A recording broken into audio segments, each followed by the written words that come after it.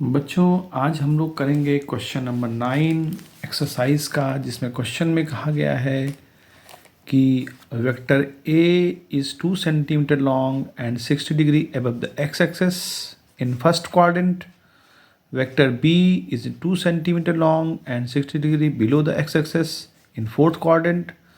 The sum of A plus B is a vector of magnitude. ये 4 option दिए हैं, इसमें आपको बताना है. तो देखिए, सबसे पहले हम लोग एक फिगर बनाएंगे जो फिगर रिप्रेजेंट करेगा इस कही हुई बात को. मान लीजिए ये आपका एक्सेस है, एक्स एक्सेस, और ये होगी वाई एक्सेस. ठीक है. पहला कहा है कि एक वेक्टर है जो कि 60 डिग्री अबव है एक्स एक्सेस से, जो कि 2 सेंटीमीटर लॉन्ग है मैग्नीट्यूड में, और वेक्टर बी है, वो वेक्टर बी भी 2 सेंटीमीटर लॉन्ग है मैग्नीट्यूड में, but 60 degree below the X axis है. तो हमको बताना है, रिक्वायर्ड क्वेश्चन है कि ए प्लस बी की वैल्यू क्या होगी. तो देखो बच्चों, बहुत ही सिंपल क्वेश्चन. हमको पता है कि कोई भी दो वेक्टर अगर हमको पता करने हो रिजल्टेंट, तो फार्मूला होता है A square plus B square plus 2ab और कॉस उनके बीच में बनने वाला एंगल थीटा. यहाँ रिजल्टेंट फाइंड करना है हमको. ए की वैल्यू देखो हमें 2 दे रखी है, तो 2 का स्क्वायर 4. दूसरा बी की वैल्यू 2 दे रखी है, उसका भी 4 हो जाएगा, प्लस 2, 2 2 जा 4, और कॉस इनके बीच में 120 डिग्री बन रहा है. तो जब cos 120 डिग्री बनता है तो cos 120 डिग्री की -1/2 वैल्यू होती है. तो 2 से 2 कैंसिल हो जाएगा और ये हो जाएगा -4. 1 + 4 -4 से कैंसिल हो जाएगा, 4 आएगा आपका आंसर. अब r की वैल्यू कितनी हो जाएगी, 2 सेंटीमीटर. अब देखिए ये डायरेक्शन क्या होगी. तो देखो जितना ये ऊपर है उतना ही ये नीचे है, तो जाहिर सी बात है कि इसका जो डायरेक्शन आएगा वो एक्स एक्सेस की तरफ आएगा विद एक्स एक्सेस. तो यहाँ पर इसको हम इस तरह जवाब दे सकते हैं.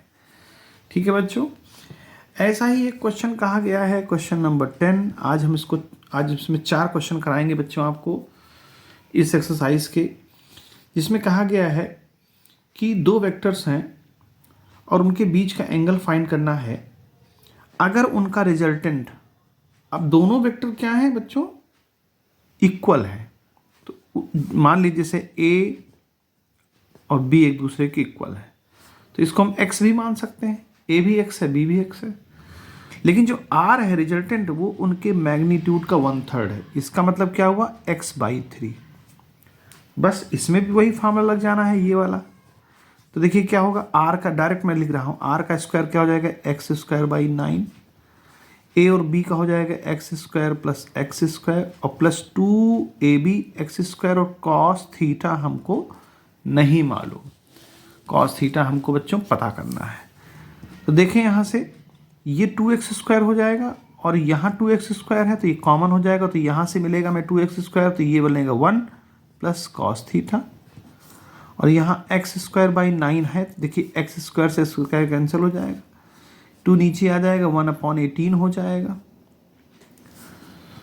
1 + cos थीटा. अब बच्चों देखिए 1 जब उधर जाएगा तो 1 माइनस में हो जाएगा. 18 1 जा 18, यानी कि आएगा -17/18 cos थीटा. अब हमें थीटा की वैल्यू पता करना है, तो थीटा = cos इनवर्स -17/18. ये इसका आंसर हो जाएगा. ठीक. अब बच्चों दूसरा क्वेश्चन उसी में ही है, देखिए 11. तो ये तो हमारा आंसर देखिए आ गया. ठीक है. दूसरा क्वेश्चन है इसमें बच्चों कि एंगल ए प्लस बी और ए क्रॉस बी. देखिए बहुत ही आसान क्वेश्चन है, इसको हम भी बताते हैं. और दूसरा एक कहता है the projection of vector r = 3i + j + 2k on X Y plane has magnitude, यानी कि इसका हमको मैग्नीट्यूड फाइंड करना है इस वाले का. तो देखिए बहुत ही आसान क्वेश्चन है ये. क्वेश्चन नंबर 11 ये रहा आपके सामने. ए प्लस बी दिया है इसका, और ए क्रॉस बी का हमको क्या पता करना है बच्चों, इनके बीच का एंगल पता करना है। देखिए बहुत ही आसान, कॉमन सेंस लगाइए कि एक्स वाई और जेड 3 प्लेन होते हैं जो गिवन है यहाँ पर। तो एक्स वाई में अगर ए प्लस बी अगर देख रहे हैं हम, तो ए प्लस बी हमेशा कहाँ रहेगा, एक्स वाई प्लेन पर रहेगा, एक्स वाई प्लेन पर रहेगा हम लोगों का, क्योंकि ए अगर हम एक्स में माने, बी अगर वाई माने, तो इसका रिजल्टेंट हमेशा कहाँ होगा, एक्स वाई प्लेन पर होगा। लेकिन अगर ए क्रॉस बी करते हैं, यानी ए क्रॉस बी का मतलब थर्ड डायरेक्शन में आएगा, ए क्रॉस बी है ना, ए क्रॉस बी, तो ये कहाँ आएगा, परपेंडिकुलर आएगा, ए क्रॉस बी के प्लेन एक्स वाई प्लेन के परपेंडिकुलर आएगा।